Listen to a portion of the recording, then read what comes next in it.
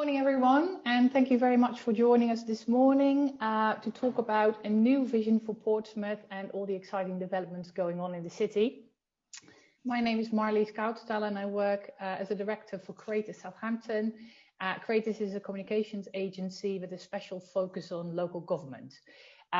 This webinar is part of a series of sessions that we undertake with leaders of councils and senior officers up and down the country. So if this is of interest to you, then please keep an eye out for upcoming events on our website and social media. This session will be recorded and will be put on our website later on. And please, throughout the presentations and the debate and the entire session, please just use the Q&A button to send us any questions, and we will get through as many of them as possible if we have time for this morning. So today we're putting the spotlight firmly on Portsmouth, and I am delighted to introduce our panel to you. So today we have Councillor Steve Pitt, who is the Deputy Leader and Cabinet Member for Economic Development, Leisure and Culture.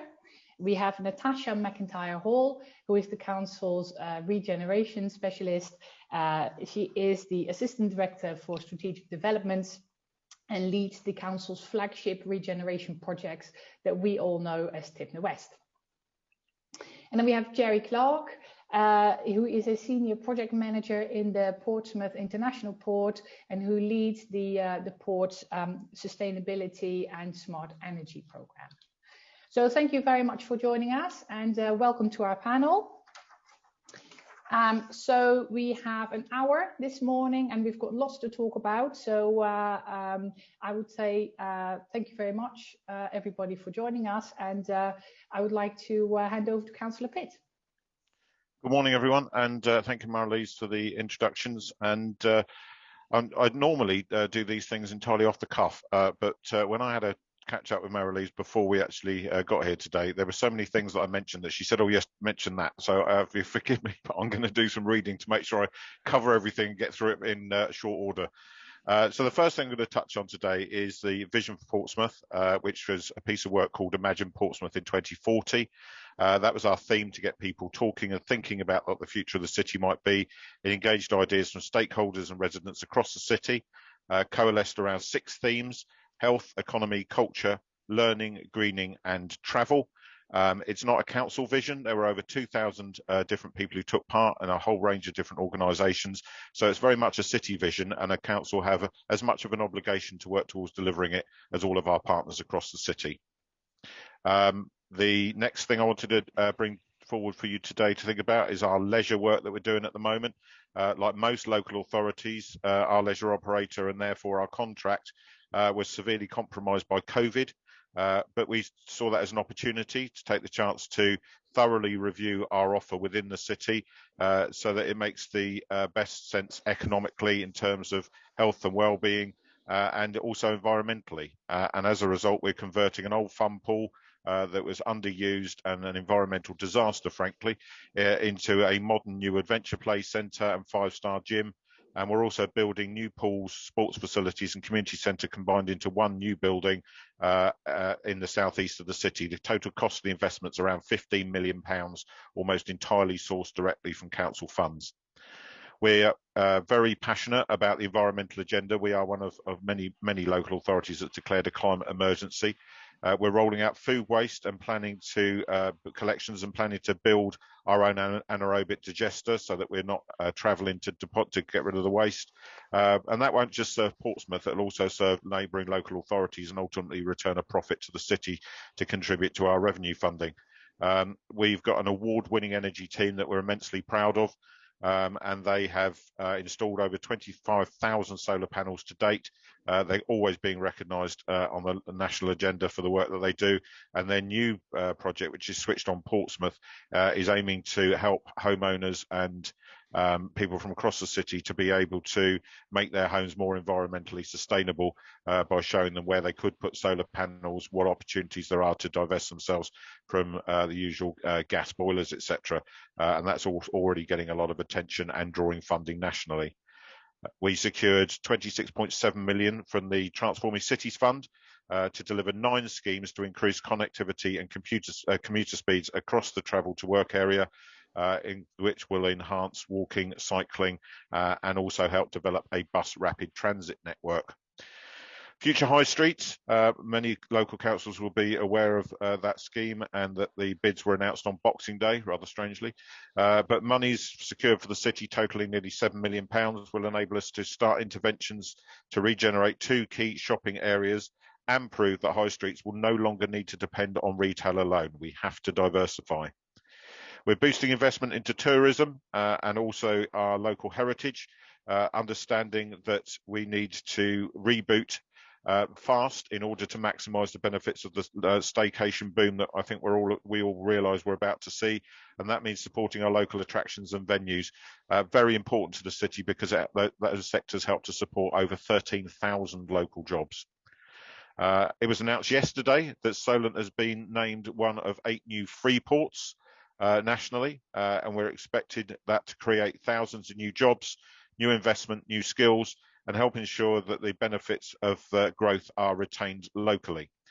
Worth mentioning that our port also has an aspiration to be the first carbon neutral port in the UK.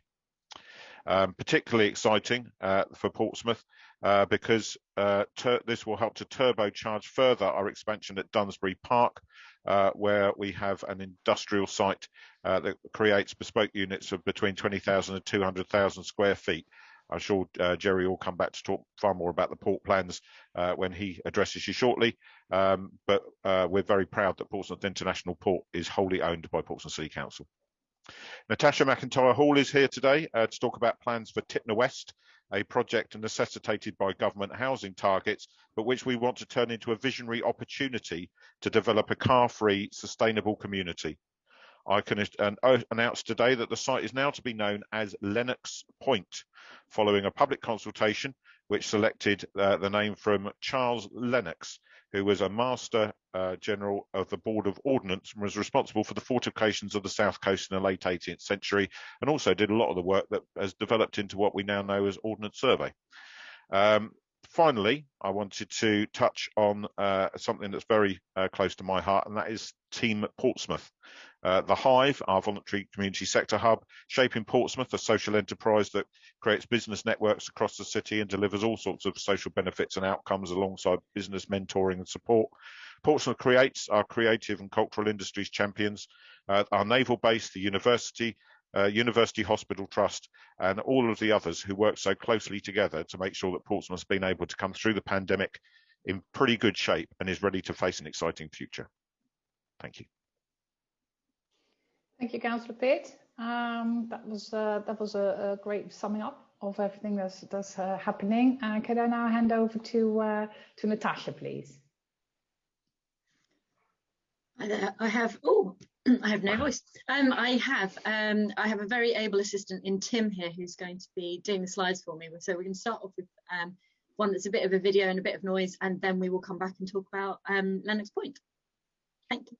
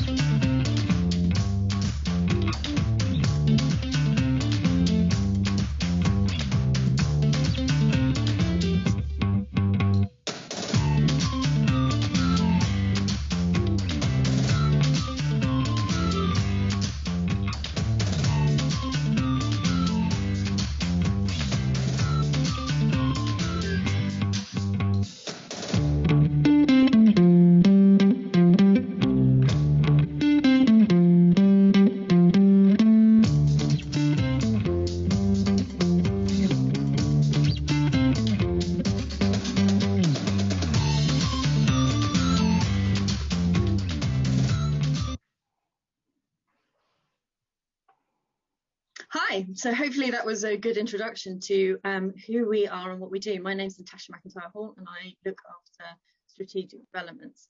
Strategic developments is sort of the property development and regeneration arm of Portsmouth City Council, and the one that I really want to talk to you today about, or want to spend most of my time about, is Lennox Point. As Councillor Pitt just announced, we have a new change of name, and we're really excited about that.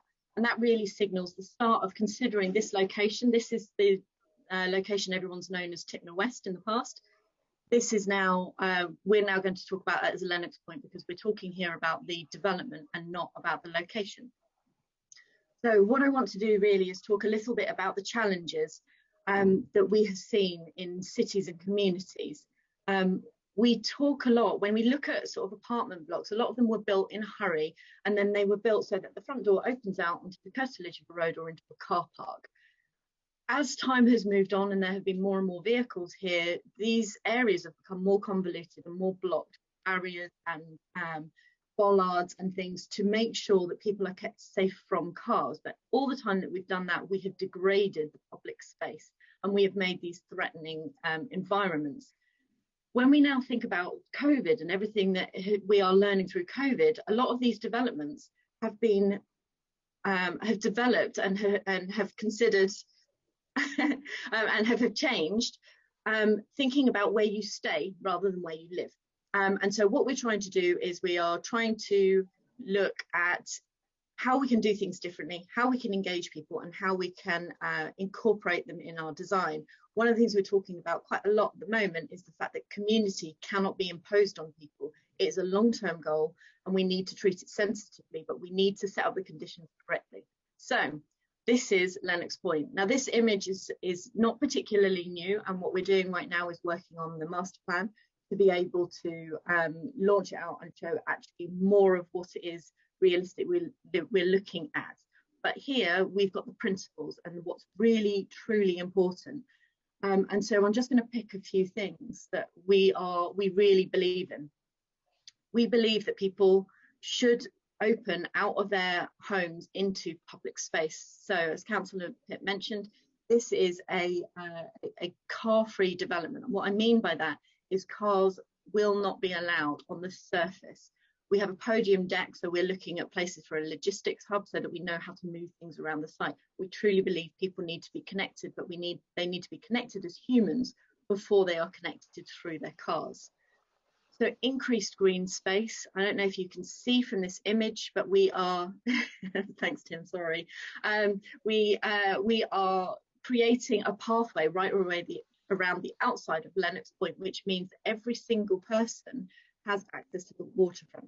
Now, if this was done traditionally, what we'd probably be doing is looking for high value by giving people their own dedicated waterfront. But we believe in the health of the community, and we believe that people should be able to find their tribe. So yeah, Tim, please can you go on to the next one? Thank you very much. So we have these design principles that we are working with. So car-free for carefree living, strong healthy communities, closer to nature, and my screen is over the top, and the rest of the world. Beacon of innovative Portsmouth and climate responsive. So car-free I've talked about, strong and healthy communities. This is about finding your tribe. It's about connecting. It's about being able to be your most authentic self in a community. So have we left space that over time the over 60s Axe Throwing Club will find somewhere where they can gather with like-minded people? You know, how are we doing that?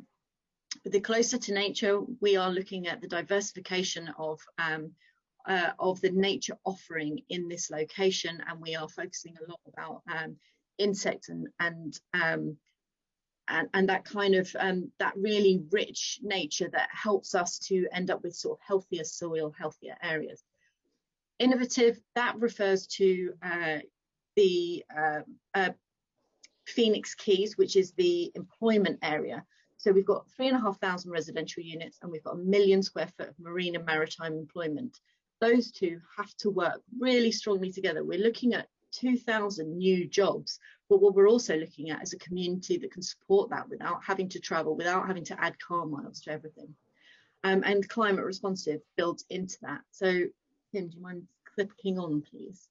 So here are some videos that we've put together, or our architects have put together, to demonstrate what we think it should be like to live and be in Lennox Point.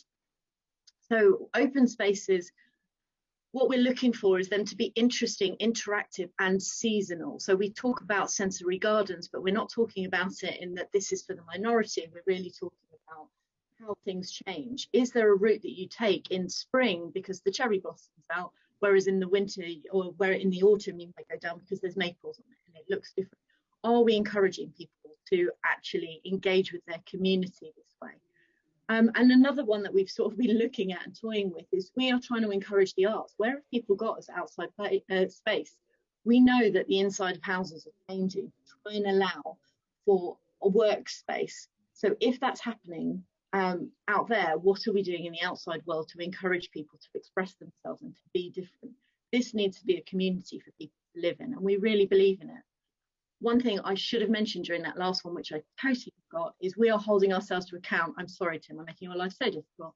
We are holding ourselves to account on this, and what we have on the website, which actually is going to be launched now or within, well, whilst we're on this talk today, we will be sharing with you some of the metrics that we're looking at. We are wanting to be award-winning, and in 2014, when we look back, this completed development, we want to know that this has changed the way that people live their lives. So we will be measuring things like reports of loneliness, GP visits, increased further education qualifications, net zero buildings. We are trying to make sure that we can capture a way of life. So that's really what we're focusing on, what we're going to be measuring. But if anyone's got any ideas about whether or not there's things that we could do better to be future thinking, we would really love to hear it. Thank you, Tim. So just to make sure you know, we've got loads of other projects going on, really interesting projects, and this Invest Portsmouth has got all of the development opportunities that we are currently out in the public domain. Please log on, have a look. Each one of those, if you click on those, has got a project manager you are welcome to get in touch with and find out if there's a way that you can get involved in our projects. And with that, I think I am done. So thank you very much. Please, I've just seen that the website's been shared in the chat, so please check it out. We would really love to have your thoughts and feelings about the branding, about the name, about what we're doing, and how you would like to see it evolve over time. Thank you very much.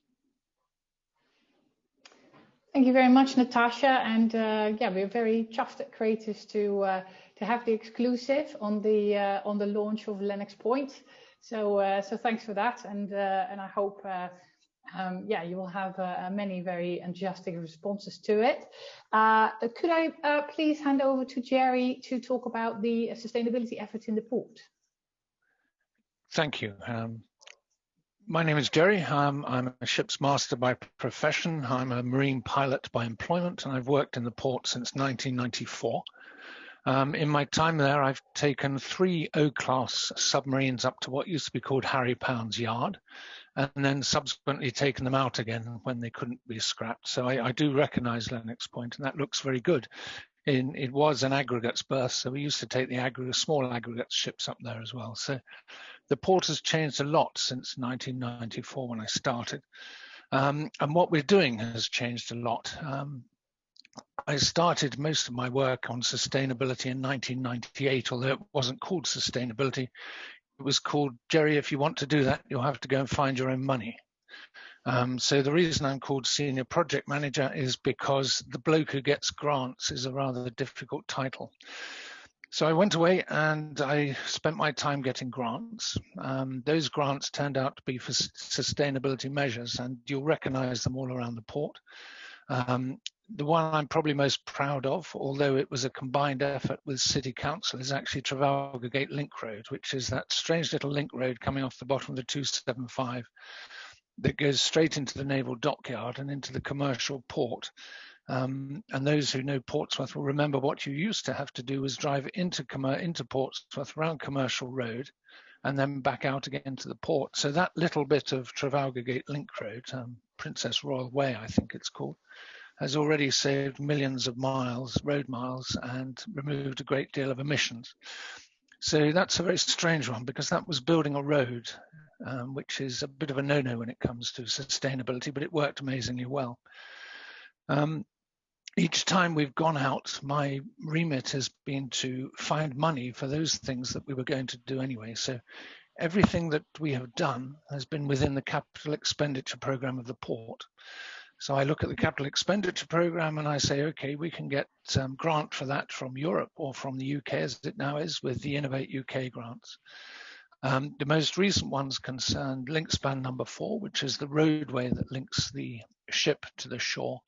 That was a £9 million investment for which we got £500,000 of extra money for grant to make it sustainable. So instead of the way it would have been built, we managed to put in soft start electric motors, LED lighting, special biodegradable hydraulic fluids, a more sustainable, longer lasting steel that will last 35 years instead of 25.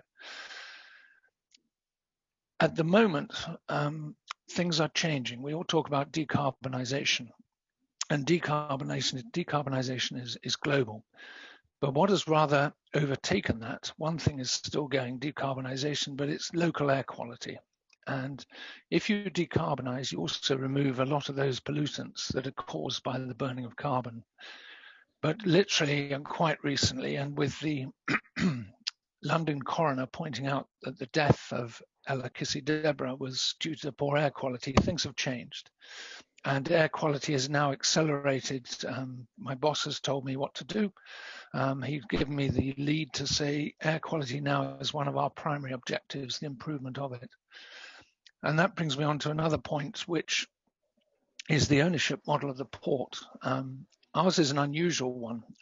Most of the successful ports around the UK were sold off into private ownership. Portsmouth was not, and it is one of the few remaining very successful municipal ports. And whilst that doesn't make on the day-to-day basis a great deal of difference, it makes a heck of a difference when it comes to sustainability measures, because the question was sent upstairs. We have a financial crisis, we have the COVID crisis. Do we keep moving with our green measures, our sustainability measures? And the answer came back very strongly, yes, we do. We do not drop those. In a commercial port, the first thing that gets dropped when things become expensive or money becomes tight is the sustainability measures. That hasn't happened in Portsmouth. And I'm pleased to say that the same grant that got us the sustainable link span, some of our partners were less successful in putting in their objectives. So we got an extra £50,000, and we have put up around the port full-time air quality sensors, which we're now dealing with. We're scoping them and training on how to use them and how to understand how they work. The reason that's important for us is because the government asked all ports in England that have more than 1 million tonnes of cargo a year to produce a port air quality strategy, which we submitted to government in December. And if you were to go around all the ports in the UK and have a look at those who produce port air quality strategy, you'll find the same thing, a strange thing, in that on ours, the leader told me to put the numbers on the executive summary. That is to say how many tonnes of carbon we're producing per year. You can look at other ports around the UK and you'll get a lot of flannel, a lot of information, but you won't find something that says in 2019 we produced 60,392 tonnes of carbon. But that's what we did, and that's what we're doing. And what we're aiming to do with being a net carbon neutral port by 2030 and supporting the government's zero emission shipping for 2050 is that we're going to do an intensity-based reduction in all our work. That is to say that for every tonne of cargo across, we'll have an intensity-based reduction in the amount of carbon produced as a result of it, per car, per vehicle. And that is our aim. And everything we do towards that, everything we do at the moment is aimed towards that. Any development needs to be sustainable. Free ports is going to help us in that, because if you look at the free ports agenda from the local enterprise partnership, it's the Solent, it is green based. We're looking at green industries, and as part of my day job as a pilot, you may have seen me in Portsmouth driving in these small Blade Runner 2, which is bringing 95-metre turbine blades built in the Isle of Wight into Portsmouth, where they're loaded onto ships and currently being taken to Denmark to be put up on wind farms. We've stopped using diesel on our Portico site, and they've started using something called gas to liquid, which Shell have produced, which is less polluting than diesel. That's a real first for us. We don't use a great deal on the port because we tend to be a landlord port. We invite serial competition so that the operators on the port actually use their own people and their own companies. Portico again is, I only found this out the other week. The engineer over at Portico has been doing something absolutely stunning with the diesel before we went to GTR, which is using the technology that's used in hospitals to filter kidneys, to pre-filter out the particles before the diesel's even burnt with, well, apparently amazing results, 63% reduction in particulate emissions, which I'm checking up on at the moment because it sounds too good to be true.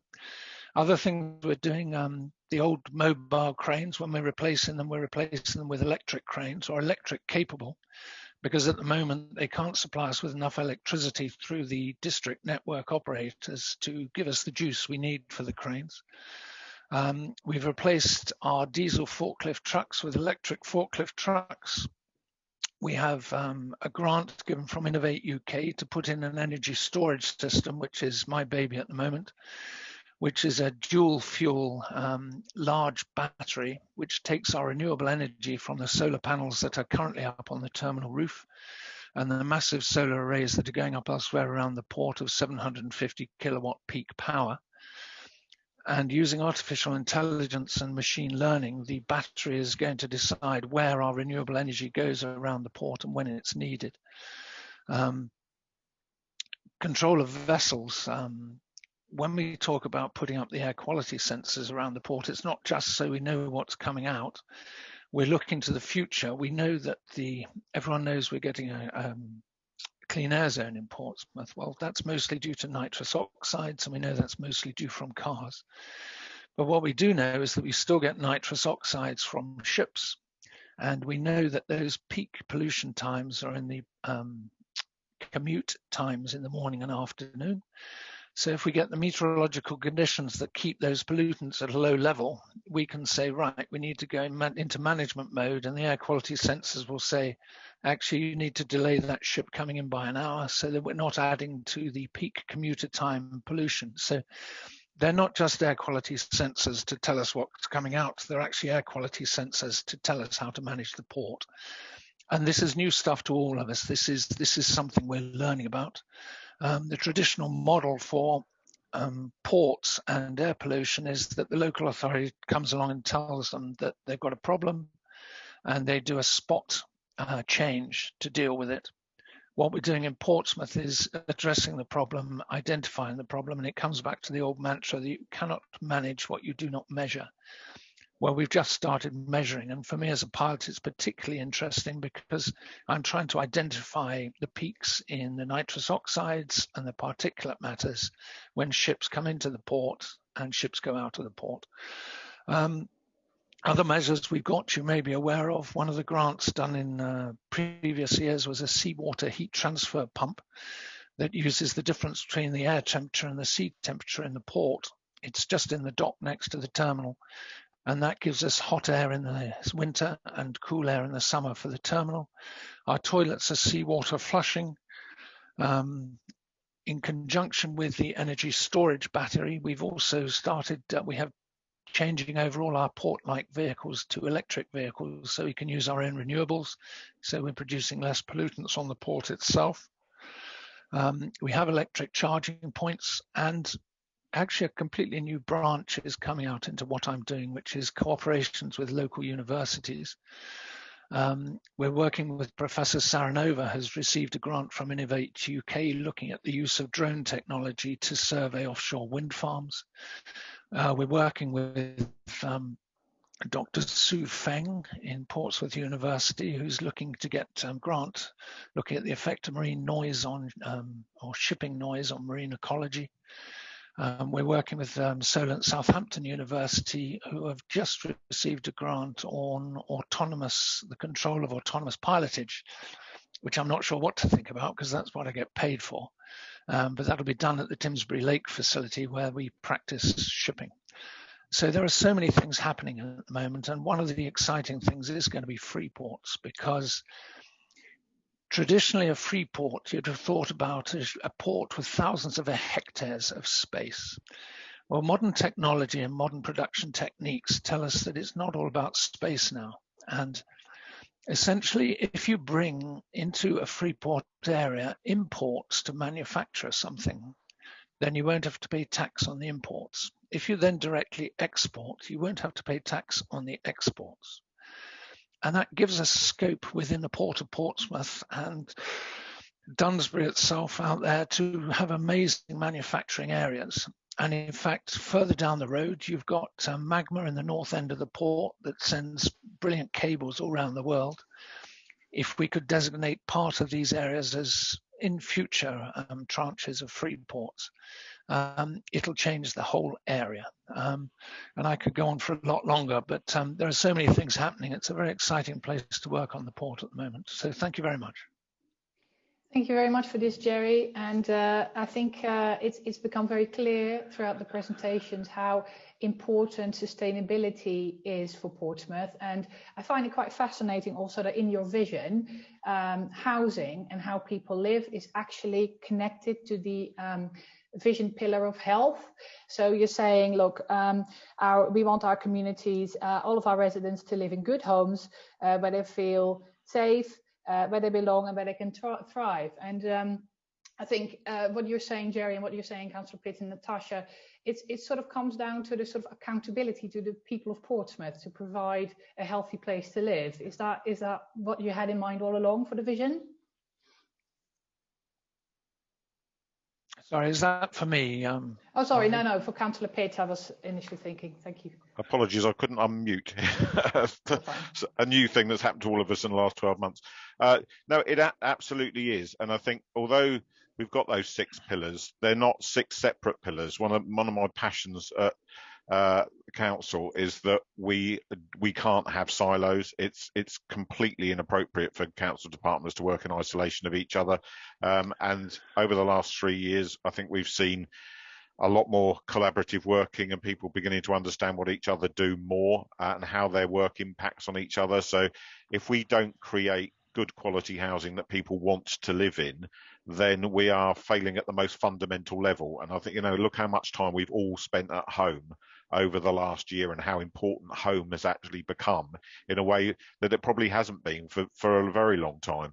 And that's made all of us, I think, focus on that very close environment. What can we walk to from our house? The pandemic in a way has been an instructor for this. In Natasha's presentation, she talked about everybody being able to walk to access the water around Lennox Point. Look how crucial that is. I know how much I benefit by living a 10-minute walk from the seafront, but if somebody lives in the centre of the city, that's not so accessible for them. So we need to feed all of this in together in how we make the parts of the city that people want to be in, spend time in, dwell in, and that should be our city centre, it should be our parks, but it should also be the areas in which we live.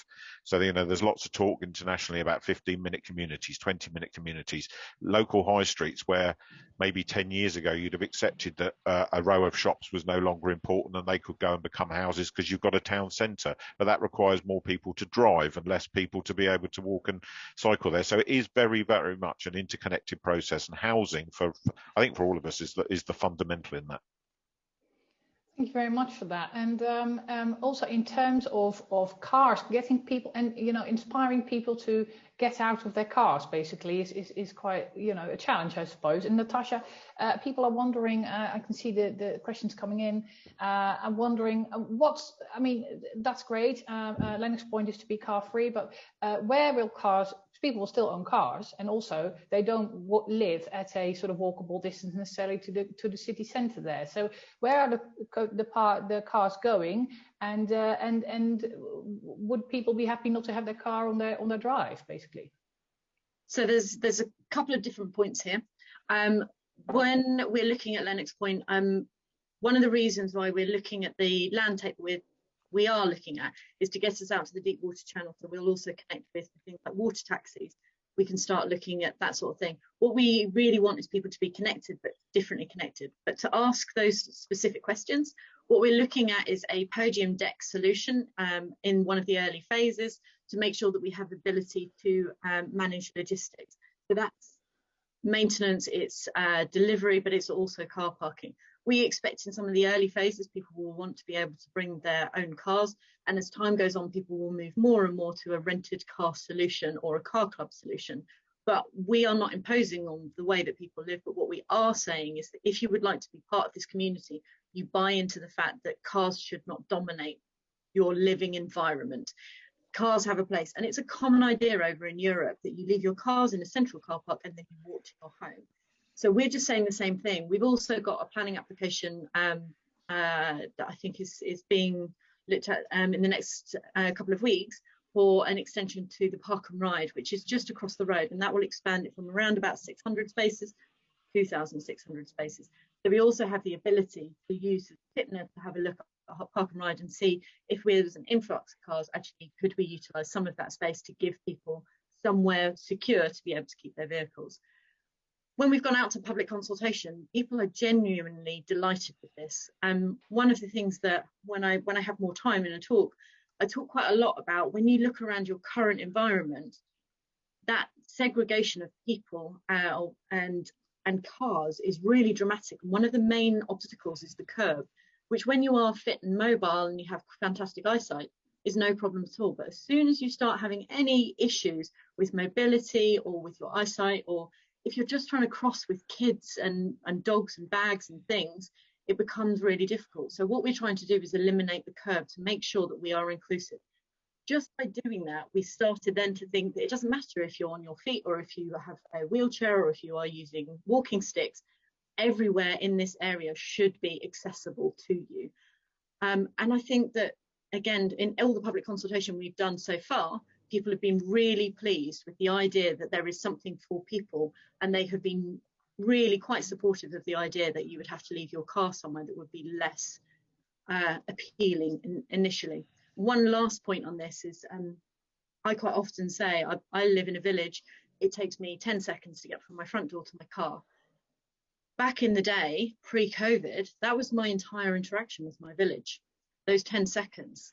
Whereas if my car was parked in the village centre, the number of things I would walk past, the number of people I would bump into, the number of things that I would see that were going on in my environment, that is then what starts to create that community. By allowing people to walk out of their house into their own personal pod and leave, they have no opportunity of just understanding what's going on around them without actively looking for it. So it's a really important thing, but so far really positively. Thank you for that. And Councillor Pitt, we have a number of people wondering about the finances. So I understand that point, because does it all stack up? I mean, everybody seems to be strapped for cash, and of course with the year that we've had, but Portsmouth seem to be investing left, right and centre with the new leisure centre, your business parks going on. Lennox Point, of course, in itself is a huge undertaking. Does it all stack up? How about the viability of it all? Yeah, it all makes sense, and it's because we're looking at everything in an interconnected way. So I'll give you an example of the leisure centre. We did an assessment of all of our buildings and realised that the pyramid centre that we had in particular was an environmental disaster in terms of the emissions that came out of that very old facility, underused and underutilised, and also a building that was designed to last for 30 years and is over 30 years old. So what do you do with something like that? Well, the first priority has to be reduce its environmental impact and then make it financially sustainable. So we worked out a plan to do that with our operator, and we're ploughing on full steam ahead to get that open by the spring. So it's not about removing a facility, but it is about repurposing to make more economic sense. Same with the proposal to combine a centre on Bransbury Park in the southeast of the city. We have currently a sports centre which loses money. The building itself is in a poor physical condition and would need about £1 million spent on it over the next few years just to stand still. We've got a pool that's 115 years old, was a former MOD site. The building is in a really serious condition. In fact, the roof is no longer attached to the walls.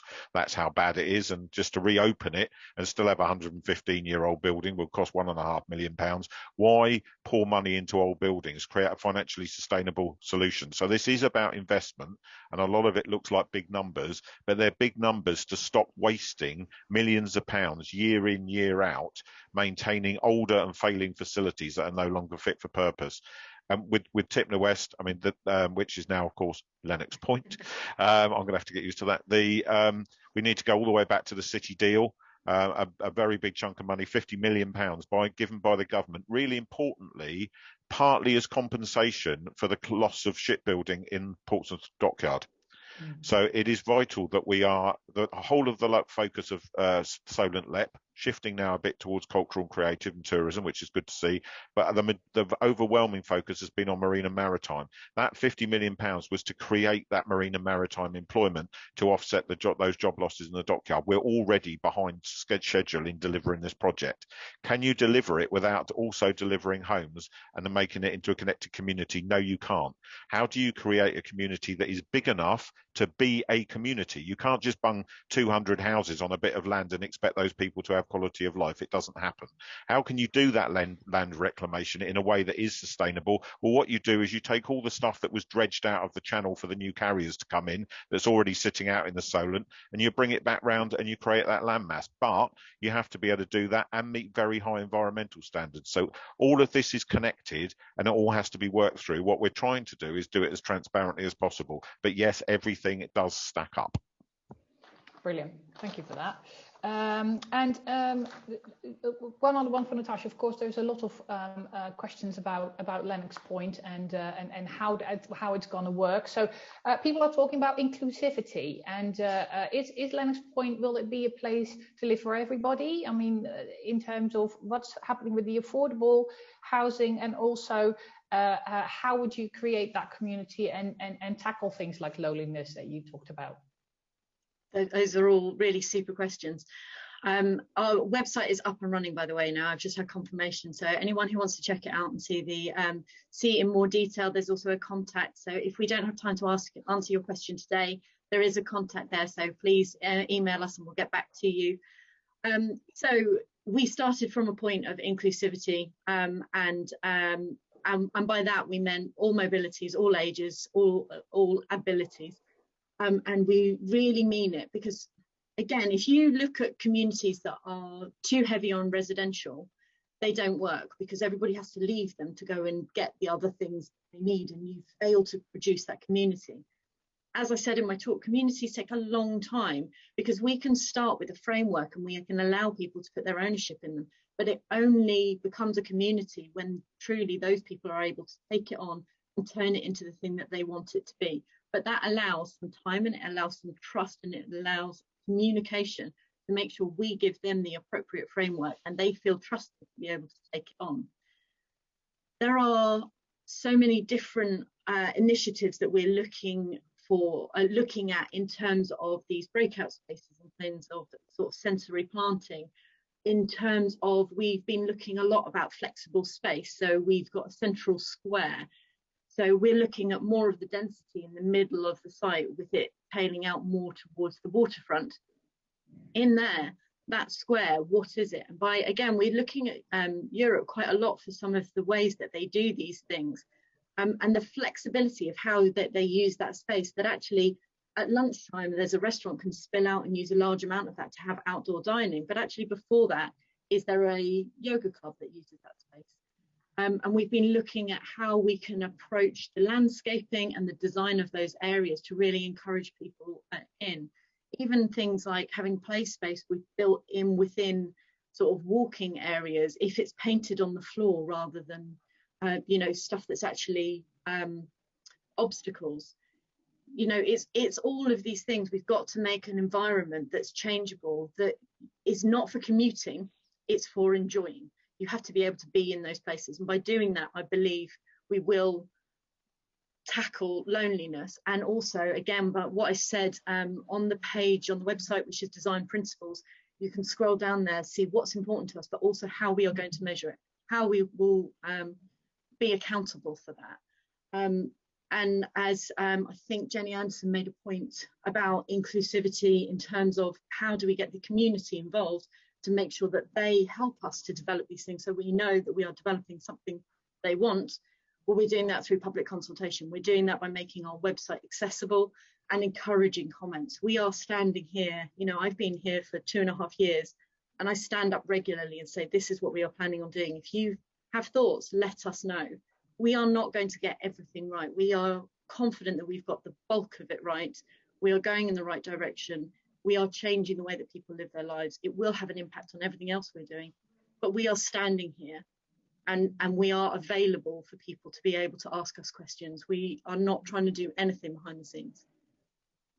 Great, thank you for that. And I think Jerry talked about this as well, that measuring sort of your baseline and the point that you're starting from, and then seeing whether you're actually achieving the ambitions you set yourself, I think is very important. Jerry, I've got a question for you from a attendee who's wondering whether has there been any consideration for tidal energy to make a contribution to the port? Is there anything in terms of tidal in the Solent that you are aware of that could help the port with the sustainability? Well, I did look at this some years ago, and we do have a pretty good rise and fall of tide. What we don't have is a massive area to put in. There's all sorts of different technologies. The main technology for creating energy is a large boom. The one area that I think we probably could put something in is at the harbour entrance. Portsmouth is just like a great big bottle. It fills in 5 hours and it fills in 7 hours and it empties in 5. So the ebb tide's stronger than the flood. And you could put a small generator in at the harbour entrance that would be quite efficient. But there were other lower hanging fruit because the capital investment in tidal energy is quite high. Within my own work, as I say, I get to find grant for capital expenditure programs. It has to be in there already. The government is pushing sustainability very hard. We've got the Clean Maritime competition starting this month, and we're hoping to put a few bids in for that, but they've not decided whether it's 100% funding or 60% funding. Where there is 100% funding, then we would consider everything, but very capital intensive for generation of electricity from tide. And I don't think the technology is quite there yet. There's not been the great breakthrough that there have been in other areas. That's it. Thank you for that. And in terms of the Freeport status, of course, congratulations with the successful bid. Councillor Pitt, what do you think that the sort of it's great for the Solent area as a whole, but what do you think it will mean for Portsmouth in particular?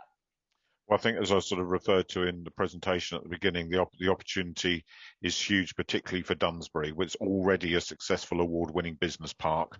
We're building out a new unit up there at the moment, and that's going to bring in new jobs and high-end jobs at that.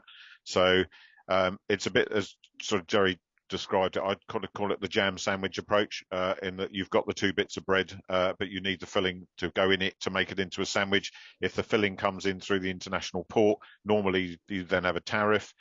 You'd have tariffs for import and export, but it would come in, be able to transfer up to Dunsbury, put the jam in between the 2 pieces of bread, and out it goes again without tariffs being paid.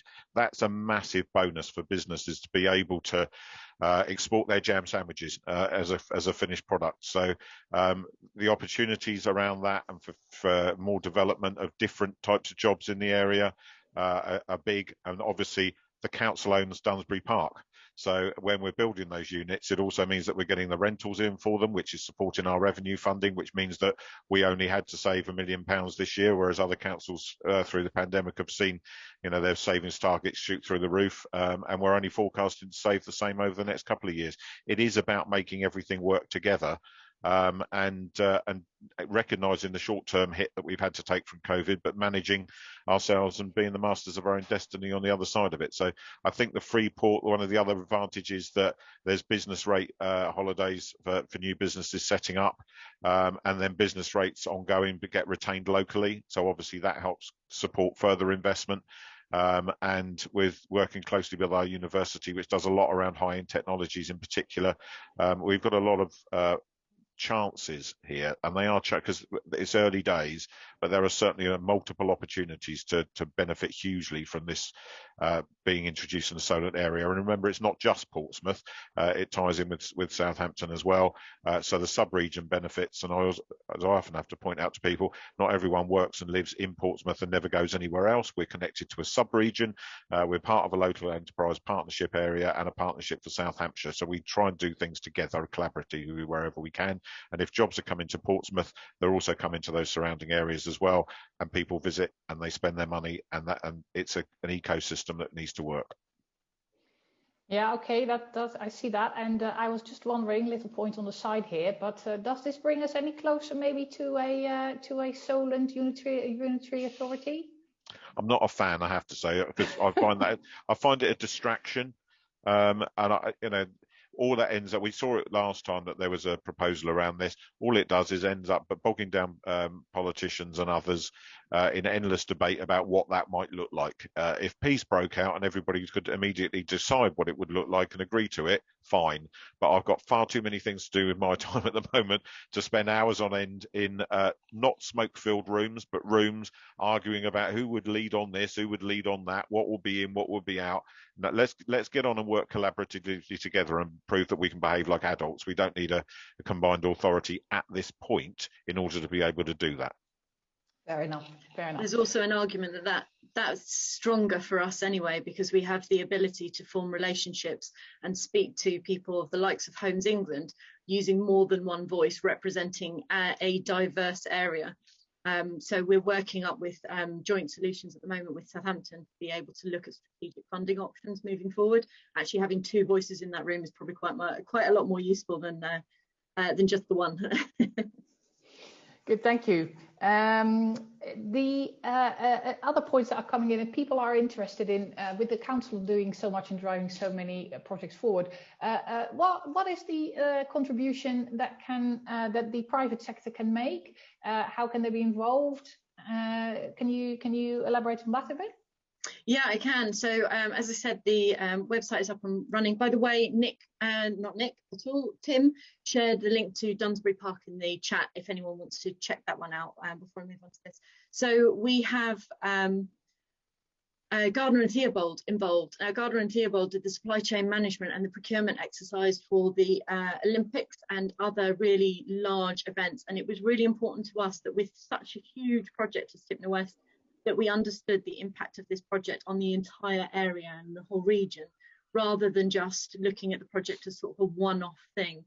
So if people are interested, please go onto the website and contact us. I think the website is Lennox Point at Portsmouth cc.gov.uk, and register your interest. We are looking at it at the moment. We are still talking to people. We've gone through soft market testing. We've produced a document that shows our pillars of what we want to be as a client. We are not planning on doing this alone. This is not a pure council exercise or project. So we are looking for help. We are looking for thoughts about how we can do it. And we've focused a lot on the delivery supply chain and how people interact with our social requirements. So there's a lot of information there, but the best thing to do is to start off. Oh, yeah, sorry, Nick. Sorry to correct me. It was the supply chain. It was okay. Right. There's it wasn't G&T at the time. It was the same people who were in G&T who were in LDA. So it's a chap called John Mead who's leading it for us, and that's why we got him. But Nick is quite right. Yeah. So we're looking at that. Best thing to do is get in contact with us through the website. Okay, that's great. And in terms of the delivery of all of this, and in particular Lennox Point, what are your timescales in terms of planning and in terms of the actual construction and delivery of Lennox Point? We are looking at the moment, so I'm just looking at this. We've got some updated dates, and I don't want to lie to you, so I'm going to read this. We're planning on going out for public consultation again in autumn. This was one that we were hoping to go out around about now, but obviously with COVID and everything that's been going on, it just hasn't been viable for us to get the level of engagement that we think is important for the scheme. So we'll be going out in end of autumn. Then we will have a public exhibition of the master plan where we've got up to in spring 22, and the planning applications start to be submitted from summer 22, looking at a start on site in earnest in 24. Okay, thank you for that. And I think we have another point on the high street regeneration. So, which is great. We've got the question here about the whether the council is looking to also seek funding from the Levelling Up Fund. I think there was an announcement about this in the budget yesterday, and if so, which projects would we include it in the bid potentially? Councillor Pitt, would you be able to? So there's that, yes. The high streets projects that we've got in, I think people need to remember that the government, for some bizarre reason, decided to fully fund 5 and then just give everybody else 2/3 of the money, which was not actually a very scientific way to address whether or not projects are a good idea or not. But we were lucky because we're one of the few local authorities that managed to secure funding for 2. So we got funding for Fratton Road and also for Commercial Road, and that's around disrupting the current trends on high streets and start to look at things that are not. I often get interviewed about high streets and everybody wants to talk about retail, and I've never seen high streets just as places for retail. They've evolved into that over time, but that's not what they used to be. When my great grandparents had a shop on Edinburgh Road, they lived above it. They did all their shopping in the local area. And it was a community. So our high streets were the focal points for communities, and what they've become is deposits for identikit retail chains, which I find totally tedious. Whenever I go anywhere else in the UK and go to the high street and see exactly the same shops with the same fittings, the same stock as I can get anywhere else, it's small wonder that they're actually starting to decline. And that's market led for you. That's what the market does. It decides when things have reached the end of a life cycle, and that's where we're at now. But we've got fantastic opportunities around our independence in the city. I mentioned Portsmouth Creates in the early presentation that I did. I work with them and the owner of a closed department store that we've got that subsequently got planning permission and is being redeveloped. And he turned over the ground floor, and we had over 200 creative businesses in there, makers, local traders, and queues round the block to go and buy that produce. And that was during the pandemic. So the demand is there. What the demand is not there for is the same old retail that's been on offer for decades. People want something more personal. They want something real. They also want to go and eat, they want and die and have a drink and socialise. High streets need to become places to be again and focal points for our communities, not just places with loads of shops, which are frankly flipping boring. In terms of Levelling Up Fund, we will be bidding in, and one of the reasons why we're bringing forward now the outline planning application for the Park and Ride scheme is we're planning on putting that into that. It's a huge investment, and it's needed. There's several other projects being worked up at the moment. Everybody's flat out seeing because the important thing about this fund is the government are looking for shovel-ready projects. So there's no good people going over and saying, oh, there's going to be a levelling up fund. Let's think about what we might want to do in 10 years' time. No, you've got to think about some of the things that you're already moving forward with. So a lot of it I mentioned in my opening piece this morning, but we've got to look at where we think those strengths are, and we're still honing down on that. But we'll be ready to go when the funding actually opens. That's brilliant. Thank you. There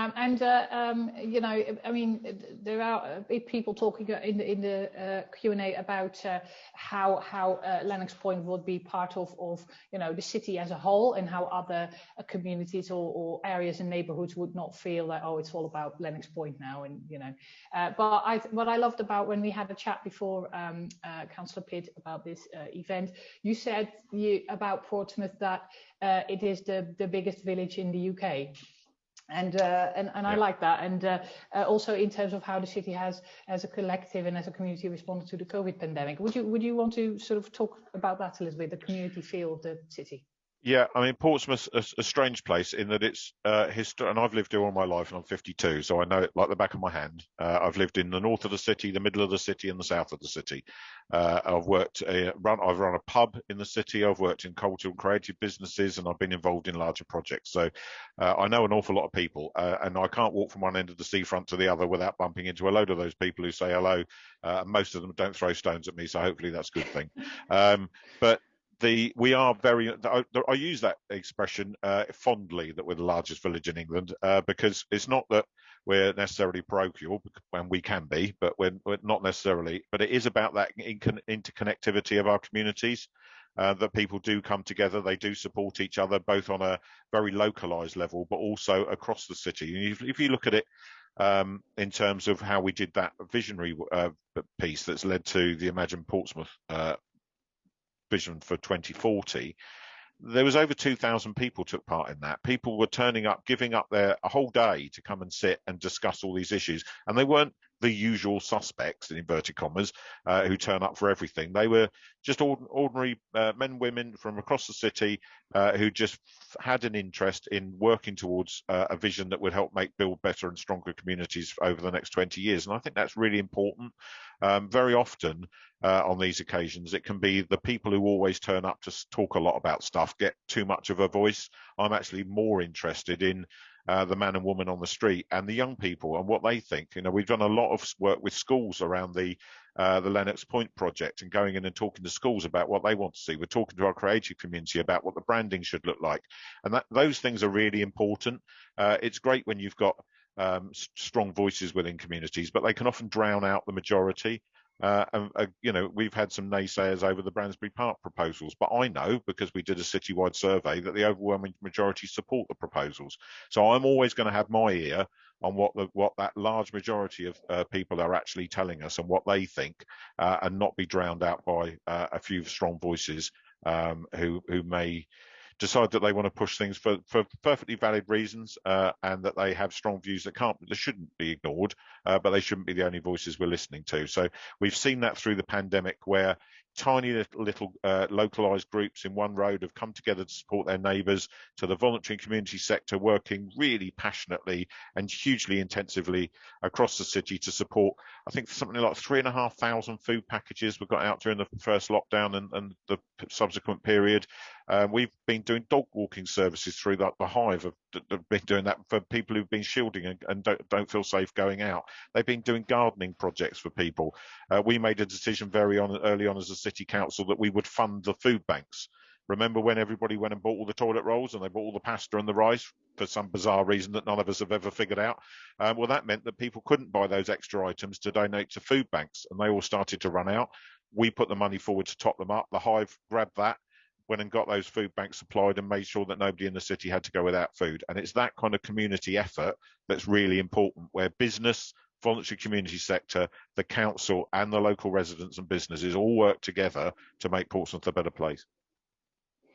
That's great. Well, thank you ever so much. And I think that's also great summing up on how you are achieving your ambitions. I'm afraid that's all we've got time for this morning. So thank you so much to our panelists for sharing their views and talking about, giving us insights on the aspirational project that you're working on. Thank you everybody for joining us this morning, and I wish you a lovely day. Thank you. Thank you.